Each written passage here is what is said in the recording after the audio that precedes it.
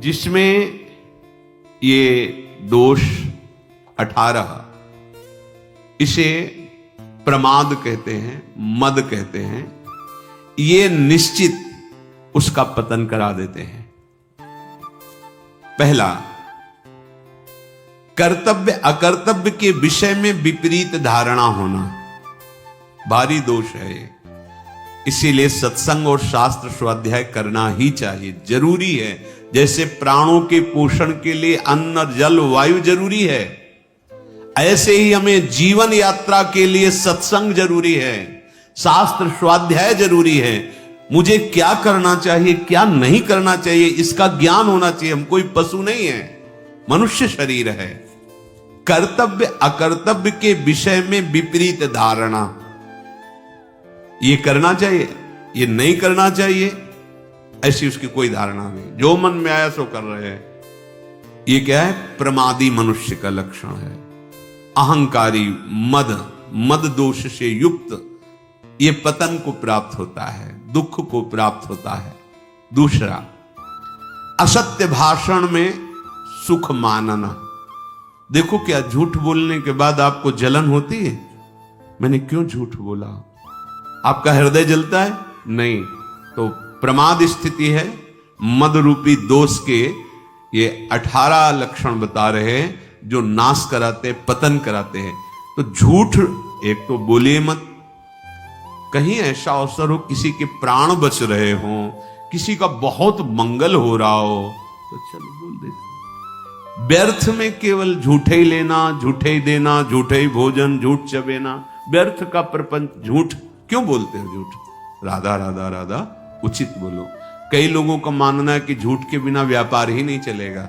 नहीं नहीं, ऐसा नहीं। आपकी मान्यता है ऐसी, लेकिन ऐसा नहीं है। आपकी मान्यता है, आपने असत्य को स्वीकार कर लिया, इसलिए ऐसा आपको अनुभव हो रहा है। आप सत्य पे चलिए, उचित मुनाफा लीजिए। सबको ही जानता है व्यापार मुनाफे के लिए किया जाता है, परिवार पोषण उसी से होता है।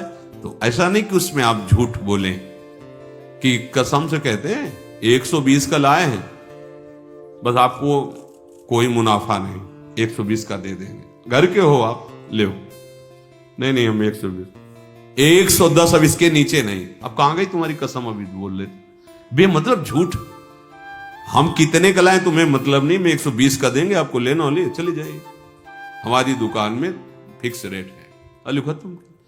जब लोग जान जाएंगे कि आप सत्य से चलते हो, उचित मुनाफा लेते हो, कोई मोल भाव करने वाले की जरूरत नहीं।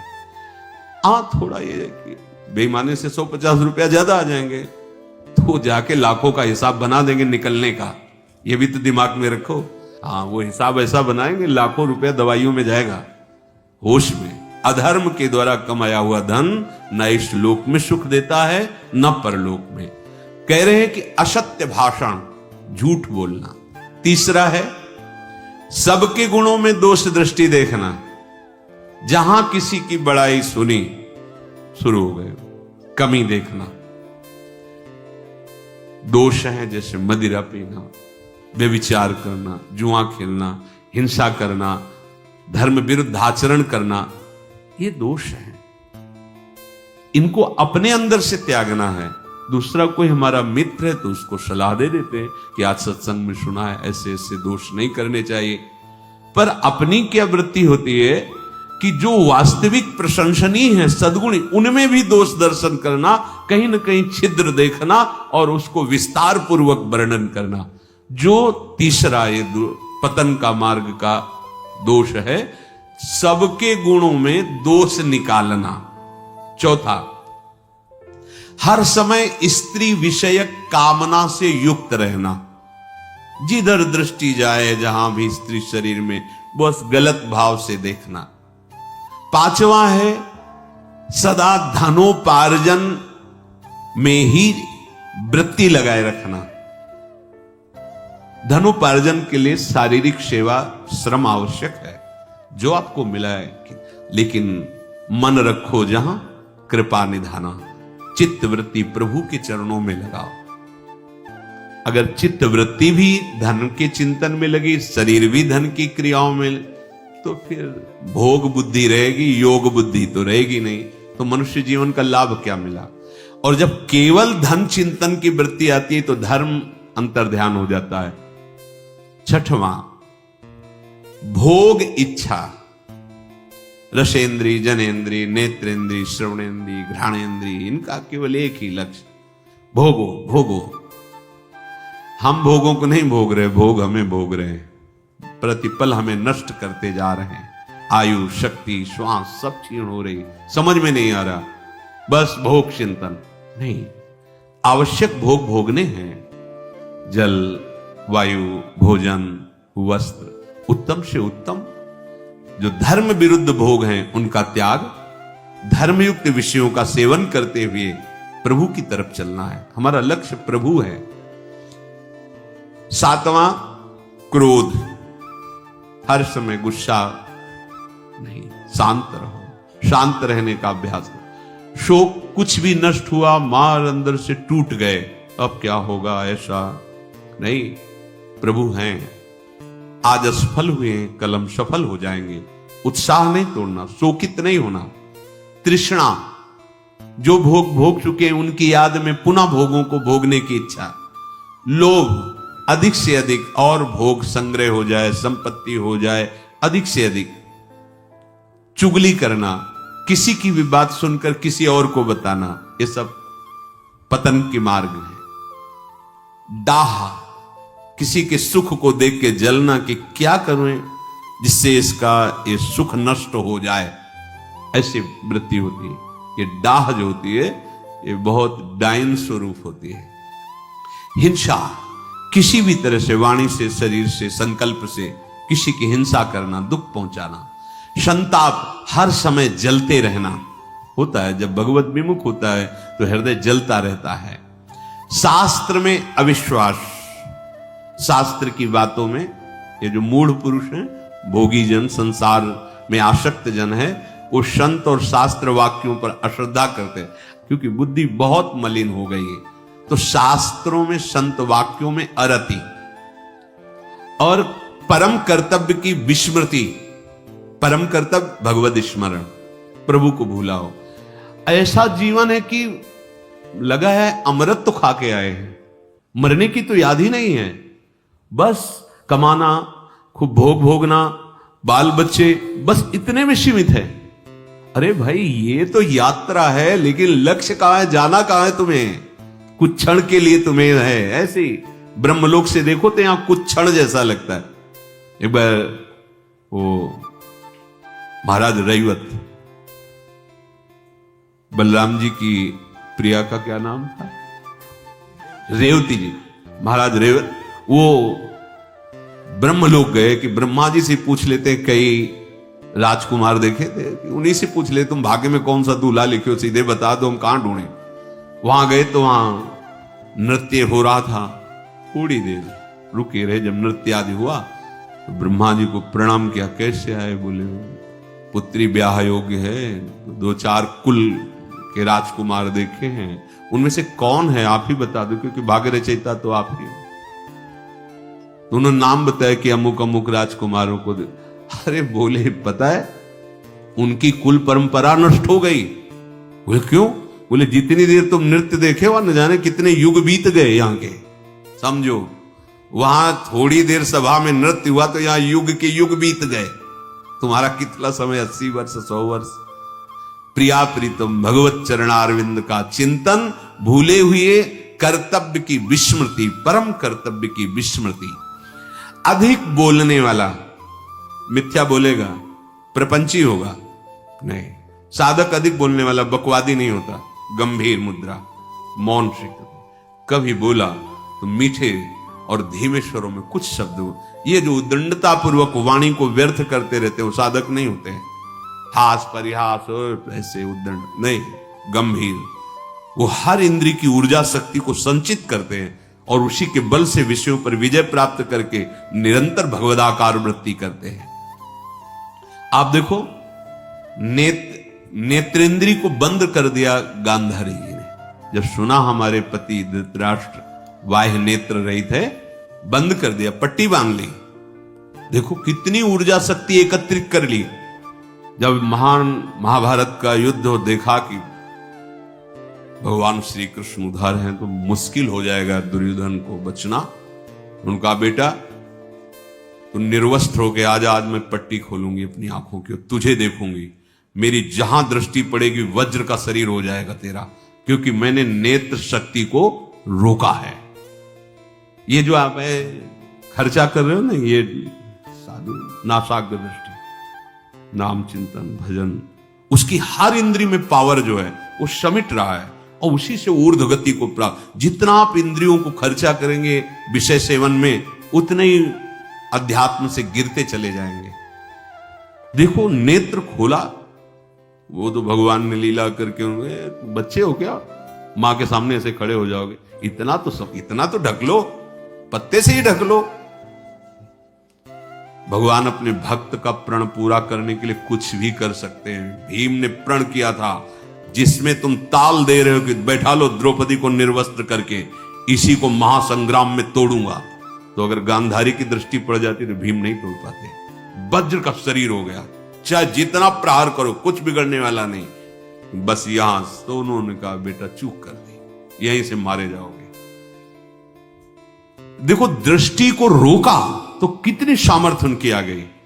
पहले जैसे ऋषिजन थे, बोल दिए सहज में कि ऐसा ही होगा, वैसा ही होगा, क्योंकि वो कभी झूठ नहीं बोलते, कभी वाणी को व्यर्थ नहीं बोलते, क्योंकि उनकी जितनी वाणी की सामर्थ्य है वो सब संचय करते थे, सत्यवादी थे, निरंतर मंत्राकार वृत्ति रहती थी, तो उनकी वाणी सत्य होती थी, उनका निर्णय सत्य होता था, उनका दर्शन सत्य होता था, उनकी चेष्टाएं सत्य होती थी।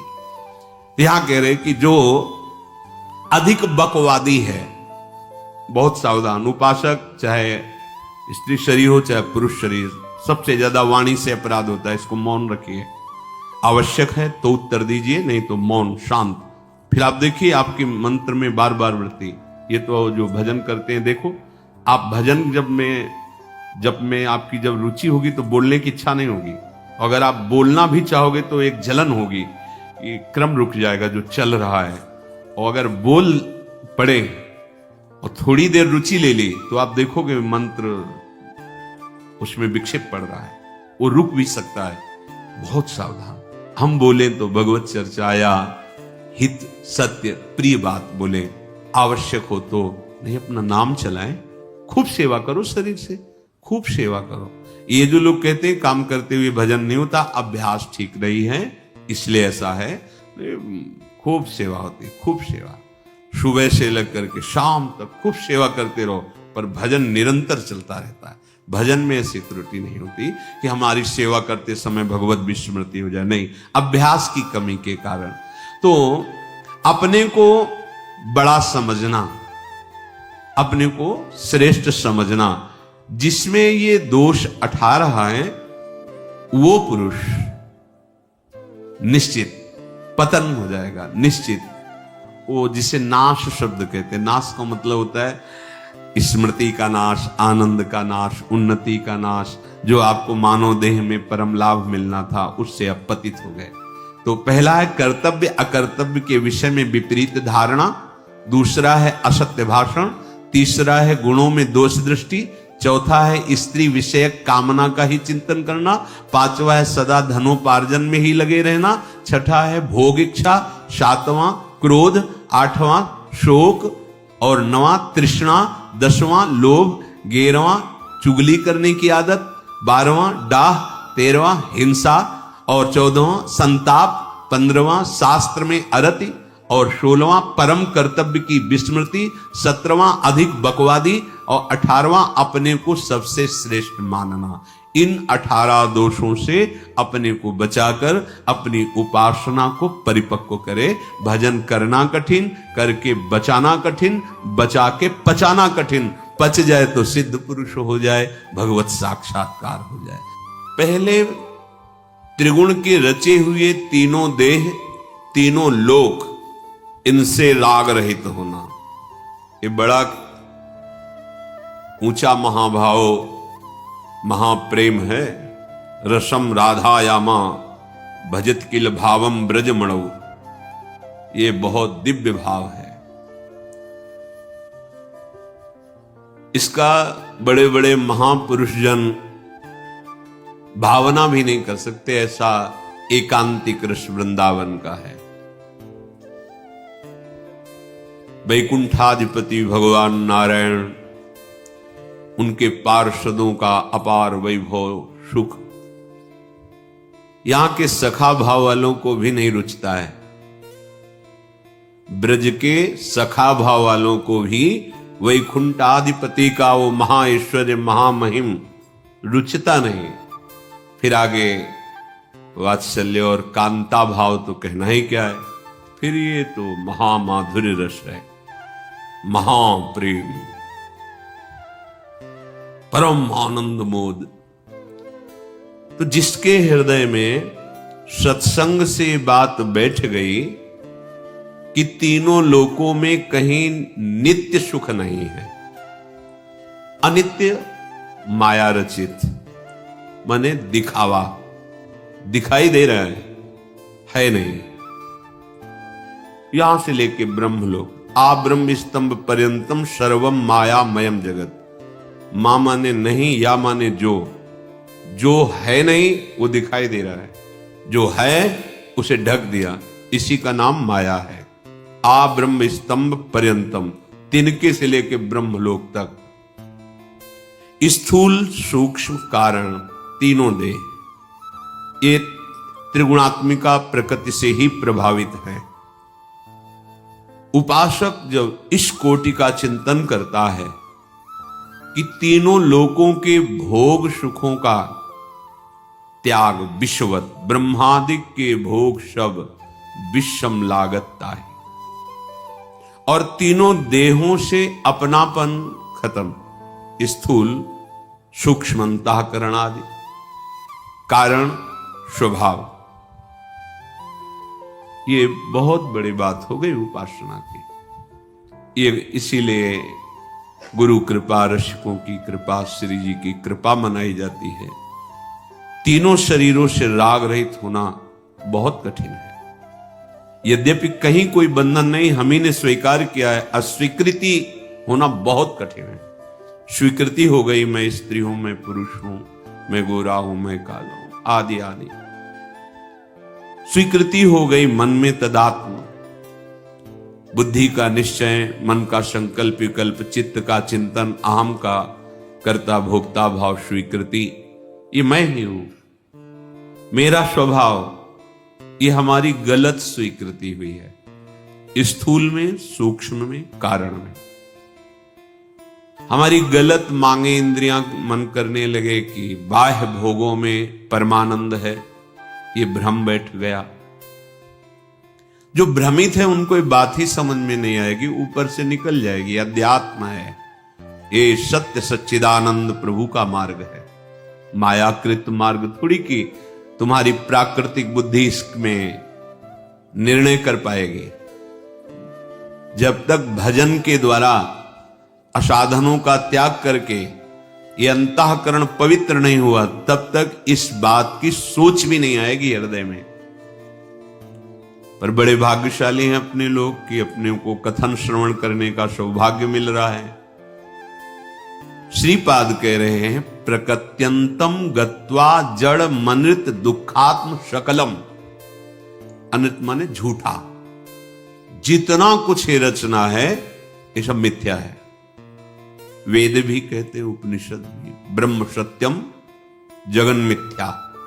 भगवान शिव भी कहते हैं, उमा कहो मैं अनुभव अपना, सत हरि भजन जगत सब सपना। ये अनृतम झूठा है। कहां लग रहा है अपने को झूठा है?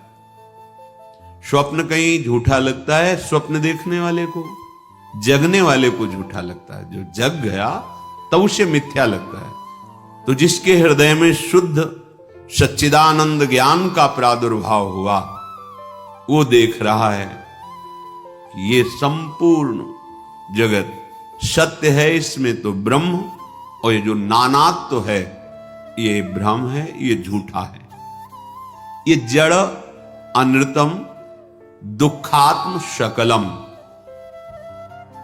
इसका जितना तुम चिंतन करोगे तुम्हारी बुद्धि में जड़ता आने लगेगी।